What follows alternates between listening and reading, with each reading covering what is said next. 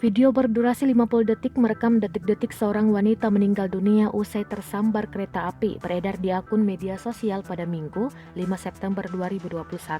Berdasarkan informasi yang dihimpun Tribun Jabar ID, peristiwa naas tersebut terjadi di wilayah Jembatan Opat, Kelurahan Maler, Kecamatan Batununggal, Kota Bandung.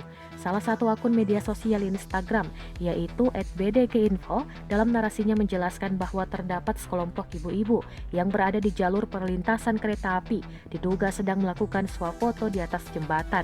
Namun saat hendak menyeberang perlintasan, salah seorang perempuan tertempar oleh bagian depan kereta api.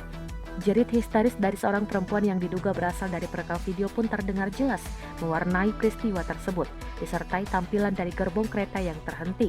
Saat dikonfirmasi, manajer Humas PT Kereta Api Indonesia, Daob 2 Bandung, Kuswardoyo, membenarkan bahwa peristiwa naas tersebut terjadi sekitar pukul 8:12 waktu Indonesia Barat, di mana kereta api KRD lokal Bandung Raya tertemper orang di petak jalan antara Cikudapateu, Kiara Condong. Menurutnya banyak warga yang melakukan aktivitas di sekitaran lintasan kereta api, akibatnya peristiwa kecelakaan pun tidak dapat terhindarkan.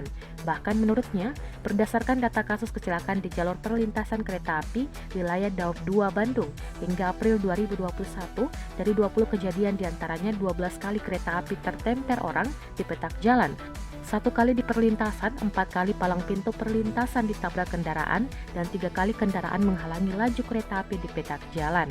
Oleh karenanya, para petugas senantiasa menyampaikan himbauan atas larangan berada di lokasi tersebut sesuai undang-undang yang berlaku. Pihaknya pun berharap agar masyarakat dapat ikut serta saling mengingatkan apabila didapati orang yang berada dan bermain di area jalur kereta api.